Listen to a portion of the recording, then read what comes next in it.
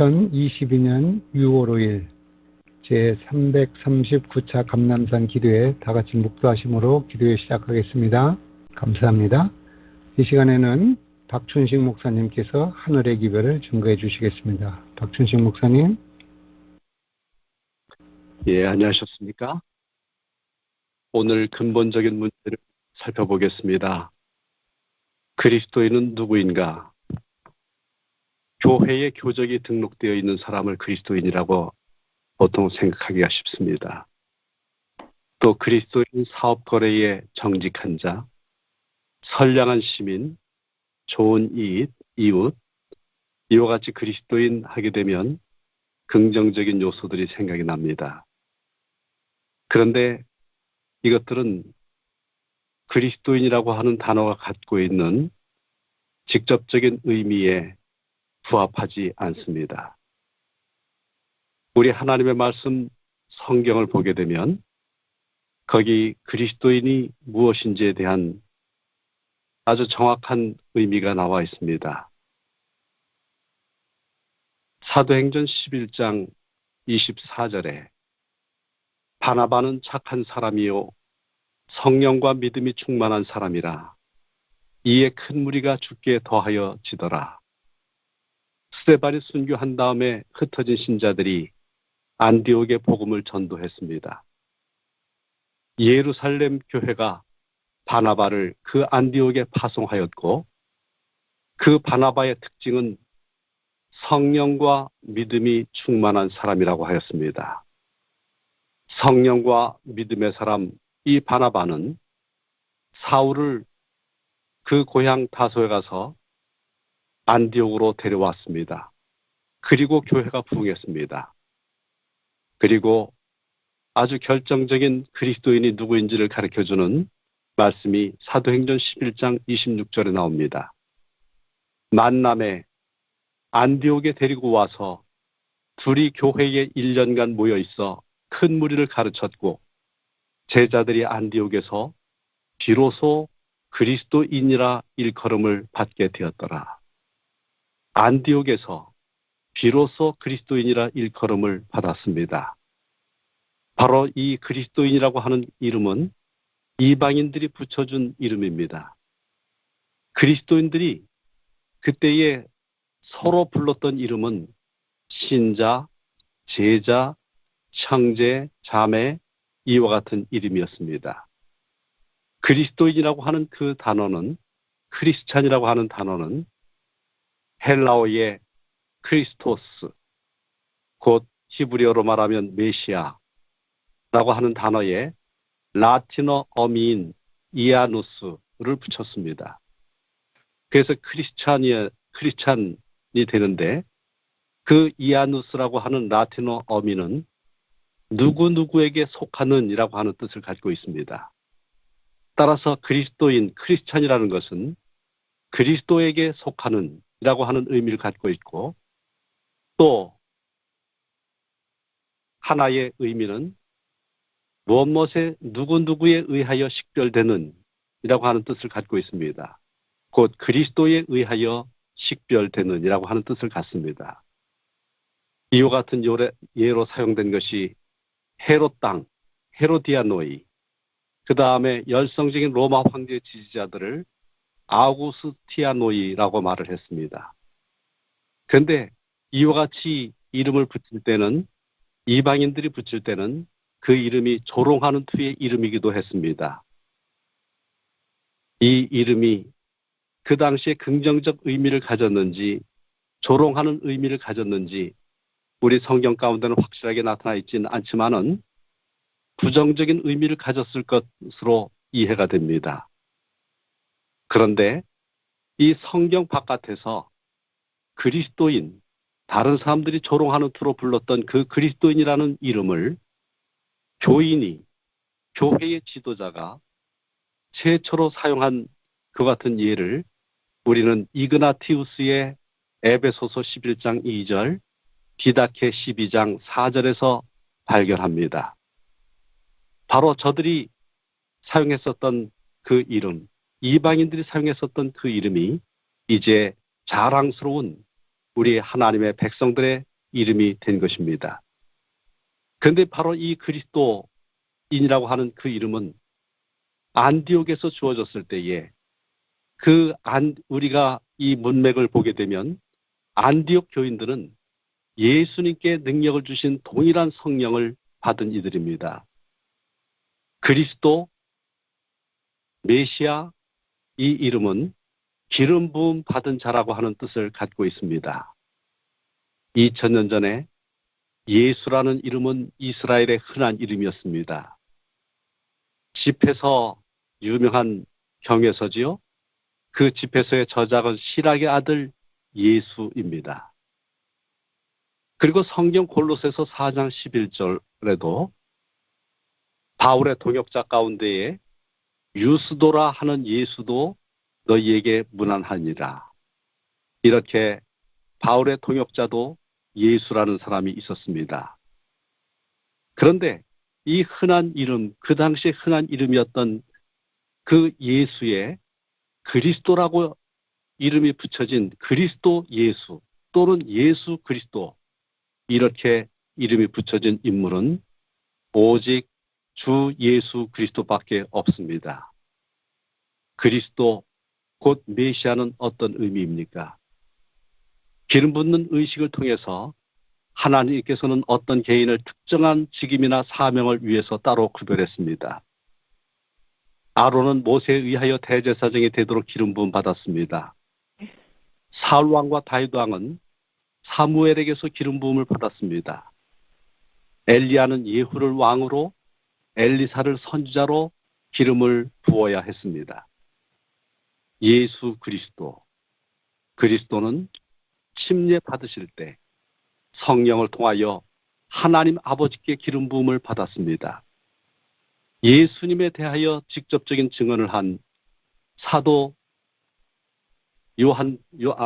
침례 요한은 요한복음 1장 32절에 이렇게 말했습니다. 내가 봄에 성령이 비둘기같이 하늘로부터 내려와서 그의 위에 머물렀더라.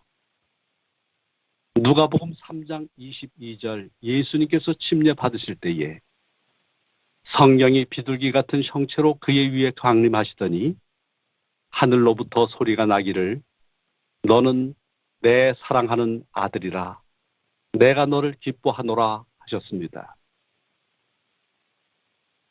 베드로는 로마인 백부장 고넬료에게 복음을 증거함으로 이방인들에게 복음을 증거하는 문을 활짝 연 사람입니다.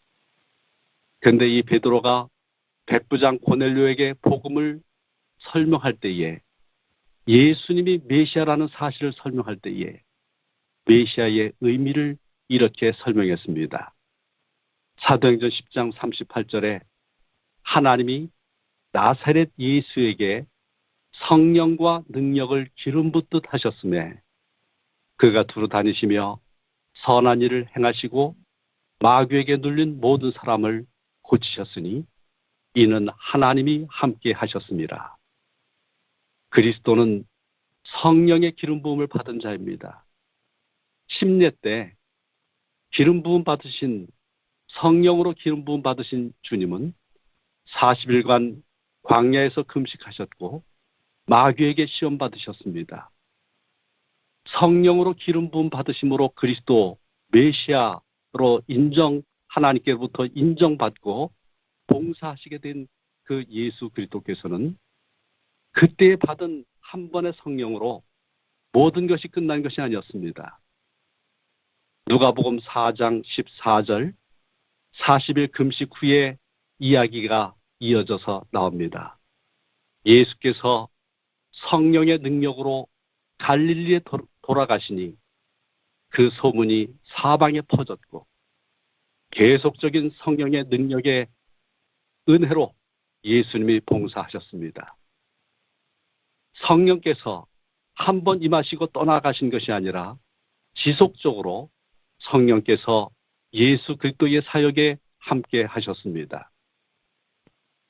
고향 나사렛 이야기가 이어서 나옵니다. 누가복음 4장 16절로 18절입니다. 예수께서 그 자라나신 곳 나사렛에 이르사 안식일에 늘 하신 대로 회당에 들어가사 성경을 읽으려고 소심해 선지자 이사야의 글을 드리거늘 책을 펴서 이렇게 기록된 데를 찾으시니 곧 주의 성령이 내게 임하셨으니 이는 가난한 자에게 복음을 전하게 하시려고 내게 기름을 부으시고 나를 보내사 포로된 자에게 자유를 눈먼 자에게 다시 보게 함을 전파하며 눌린 자를 자유케 하고 예수님께서 당신의 사명을 선포하신 누가복음 4장의 안식일 설교의 말씀은 이사야 61장 1절 2절의 말씀을 갖고 하신 말씀입니다. 이사야 61장 1절에 주 여호와의 영이 내게 내리셨으니 이는 여호와께서 내게 기름을 부으사. 유대인들은 이 말씀이 어떤 의미인지를 잘 알고 있었습니다. 이제 그들은 희망을 갖고 예수님을 바라보았습니다. 기름을 부으신 분, 메시아 그분은 어떤 분입니까? 단지 유대인들에게만 약속된 분이 아닙니다. 창세기 3장 15절에 사탄을 온전히 멸망시키고 온 인류에게 에덴을 돌려주실 그분을 메시아로서, 온 인류의 메시아로서 기다려왔습니다. 바로 이와 같이 온 인류를 위한 메시아, 그분을 지금 당신이 당신의 신분을 사람들에게 선포하고 있습니다. 예수님께서 말씀하십니다. 누가복음 4장 21절 이 글이 오늘 너희 귀에 응하였느니라. 어떤 일이 벌어졌습니까? 예수께서 자신을 메시아로 선포했을 때 고향 사람들은 분노하여 예수님을 낭떠러지로 끌고 가서 떨어뜨려 해하고자 했습니다. 그리스도 성령으로 기름 부음 받은 분입니다. 성령의 기름 부음을 받지 않은 나사렛 유대인들이 예수님을 배척했습니다. 로마서 8장 9절에 그리스도인에 대해서 말합니다. 누구든지 그리스도의 영이 없으면 그리스도의 사람이 아니라. 고린도후서 1장 21절에 오늘 우리가 어떤 존재인지를 다시 말하고 있습니다. 우리를 너희와 함께 그리스도 안에서 굳건하게 하시고 우리에게 기름을 부으신 이는 하나님이시니 성령의 기름을 우리들에게 부어주셨다는 말씀입니다. 그리스도라고 번역되어 있는 이 말, 기름을 부으신 이는 했을 때에 이 크리오라고 하는 이 말씀은 어떤 면에서 모든 그리스도인이 회심하고 침례받을 때 성령의 부어짐으로 기름 부음 받아 하나님에게 선별되는 것을 가리킵니다. 그런데 오늘 우리는 한때 성령의 기름 부음 받은 것으로 만족할 수 없습니다. 그것으로 그리스도인이 되는 것이 아닙니다. 예수께서 성령의 기름 부음을 받으심으로 또한 끊임없이 성령의 인도하심을 받으심으로 그리스도가 되신 것처럼 그리스도인이라는 이름에 합당한 사람이 되려면 우리도 그리스도에게 부어진 동일하신 성령으로 기름 부음을 받아야 합니다. 사도 베드로의 오순절 설교는 우리들에게 예수님은 더 이상 무덤에 있는 분이 아니라 온 인류를 위하여 일어나신 분, 부활하신 분인 것을 전파하였습니다. 사도행전 2장 36절에 사도 베드로는 외쳤습니다. 그런즉 이스라엘 온 집은 확실히 알지니 너희가 십자가에 못 박은 이 예수를 하나님이 주와 그리스도가 되게 하셨느니라. 이 말씀을 들었을 때에 백성들은 틀렸습니다. 그래서 저들은 베드로와 다른 사도들에게 외쳤습니다. 형제들아, 우리가 어찌할꼬? 베드로가 말합니다. 너희가 회개하여 각각 예수 그리스도의 이름으로 침례를 받고 죄 사함을 받으라. 그리하면 성령의 선물을 받으리니. 회개, 심례, 죄사함, 성령을 받는 것. 이 일련의 축복의 단계를 이야기하고 있습니다. 성령의 선물을 받으리니 신자 개개인은 성령의 임재를 개인적으로 소유할 수 있습니다.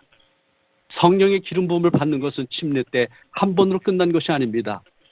성소 안에 등의 감람류가 끊임없이 공급되어 빛을 발한 것처럼 우리 속에 성령의 기름 부음이 지속적으로 이루어짐으로 세상을 밝혀야 합니다. 하나님의 말씀으로 우리는 날마다 거듭날 필요가 있습니다. 교회 증언 4권 315쪽에 성령의 기름 부음에 대해서 이렇게 말하고 있습니다. 특별히 그리스도인 목사에 대해서 말하고 있습니다. 그리스도인 목사는 먼저 골방에서 하나님을 찾고 그분과 밀접한 연결을 가질 때까지는 결코 단에 오르지 말아야 한다.